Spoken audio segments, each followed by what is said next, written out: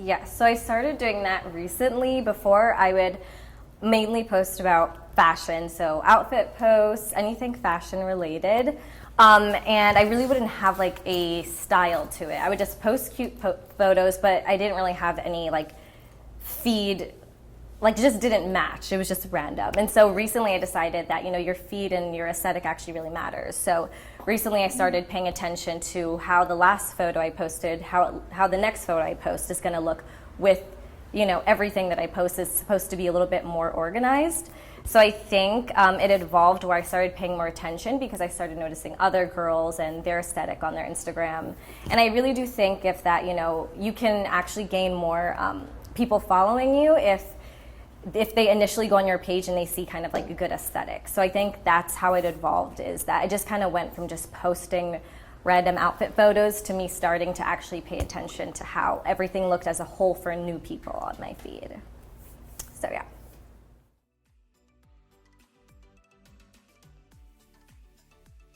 I personally haven't done shout out for shout out. It sounds like a great idea. I'll do it with you today, and we'll test it. Totally, see how it works. Totally, that sounds great. I've had bigger accounts, like fashion-related ones. Actually, I would reach out to them, and I'd be like, "Hey, I just posted a cute photo. Do you want to put it on your feed?" So for that, it's more. They kind of do that with anyone, to be honest. Like they have a big following, and all they have is like outfit-related posts. And and they actually usually have an email that you could either email the photo or DM your outfit to their feed. And a lot of times I would make sure that the account that I'm reaching out to, the photo that I'm requesting to be in their feed matches their feed, because that's gonna be more likely, why they would say yes to me. So once I kind of have a photo that matches what they've been consistently posting, I would email them. They might have like 300K, 400K, then I would say, hey, I would love to be featured on your page. And most of the time they would actually say yes if it's a good quality photo and it matches their feed. So then I would reach out to them and they would repost me, and then that's when a lot of followers would kind of come. And I did that for a while, to be honest. And sometimes they start reaching out to you actually. So then other big accounts that are similar to them, they would reach out to me as well and be like, oh, I saw you on an account that was similar to what we do. Would you like to also be reposted on our account? So it's kind of a little spiral effect. That's still like a kind of shout out for shout out thing a little bit. In a way, yeah, for sure. I mean, that works, because you're kind of helping each other out, collaborating, and like I follow a lot of girls on Instagram that are very similar. So it's not like I just follow one person that has a style, then I don't follow another girl who's similar. It's like we all follow similar stuff. So if you shout out to someone that's kind of similar, has a similar following, more likely they're following. People will follow you. Yeah.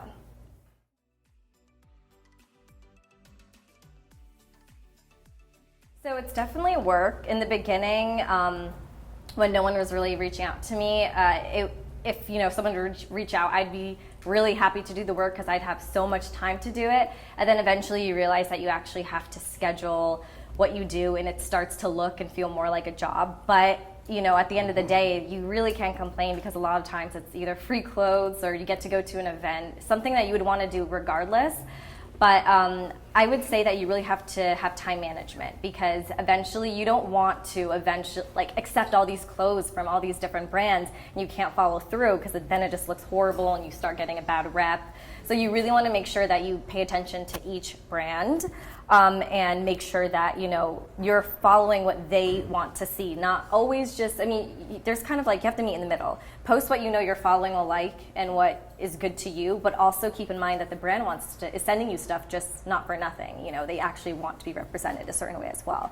So I would say definitely start planning, because it is going to get hectic and it really does become like a job.